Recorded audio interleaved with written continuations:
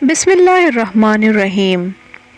حضرت جنید بغدادی رحمۃ اللہ نے ایک مرتبہ دل میں خیال کیا کہ اگر شیطان سے ملاقات ہو جائے تو ایک سوال کروں گا، اور انہوں نے ایک دن اللہ سے دعا بھی کر دی کہ اے اللہ کبھی شیطان سے ملاقات کرا دے تاکہ اس سے سوال کر لوں۔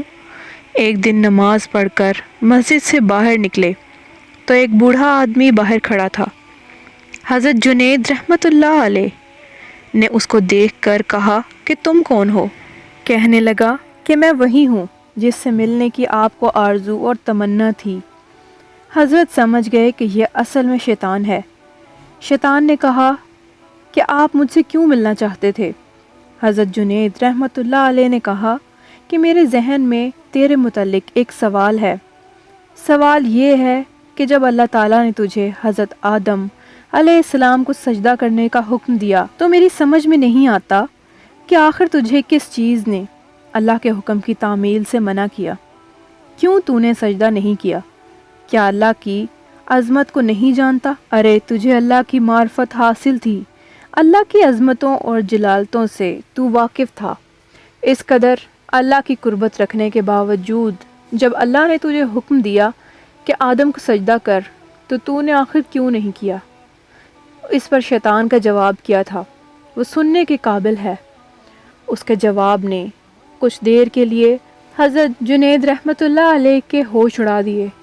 اس نے کہا کہ جنید، آپ جیسا توحید پرست آدمی اور یہ مشرکانہ سوال، آپ جیسا توحید پرست ایک اللہ کو ماننے والا، ایک اللہ کی پوجا کرنے والا، اور آپ کے ذہن میں ایسا سوال آ رہا ہے جو مشرکانہ ہے۔ یہ سوال کہ میں نے غیر اللہ کو سجدہ کیوں نہیں کیا؟ کہنے لگا آدم تو غیر خدا تھے، خدا تو نہیں تھے، میں غیر اللہ کو کیوں سجدہ کر لیتا؟ آپ جیسا توحید پرست آدمی ایسا مشرکانہ سوال میرے سے کر رہا ہے، بڑے افسوس کی بات ہے۔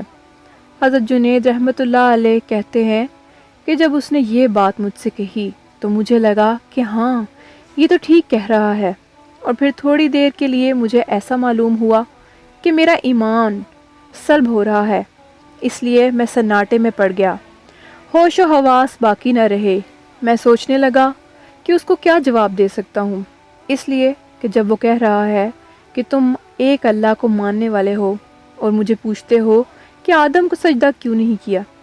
حضرت جنید رحمۃ اللہ علیہ کہتے ہیں کہ میرے ذہن میں جواب نہیں آیا۔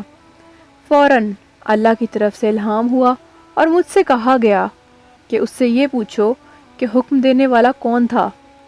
حکم دینے والا جب خود کہہ رہا ہے کہ فلاں چیز کو سجدہ کرو تو توحید اسی کا نام ہے کہ اس کی بات کو مان لیا جائے۔ حضرت جنید رحمۃ اللہ علیہ کہتے ہیں کہ اس الہام کے بعد میرا ایمان برقرار ہوا، ورنہ تو مجھے ایسا معلوم ہوا کہ میرے ایمان میں تزلزل پیدا ہو گیا ہے۔ یہ ہے شیطان کی مکاری اور عیاری، نہ ولیوں کو چھوڑا، نہ غوث و قطب و ابدال کو چھوڑا، نہ انبیاء کرام کو چھوڑا۔ غور کرو کہ شیطان باتوں اور چیزوں کو کس طرح مزین کرتا ہے اور گمراہ کرنے کی کوشش کرتا ہے، اس کا ذرا اندازہ اس واقعے سے آپ کر لیجئے۔ اس لیے کبھی بھی شیطان سے بے فکر نہیں ہونا چاہیے۔ شیطان کی عیاری اور مکاری سے بعض اوقات انسان بے ایمان بھی ہو جاتا ہے، لیکن اسے خبر نہیں رہتی کہ میں بے ایمان ہو گیا ہوں۔ شیطان کفر کو مزین کر دیتا ہے۔ اللہ تعالی ہم سب کو نفس اور شیطان کے ہتھ کنڈوں سے محفوظ رکھے۔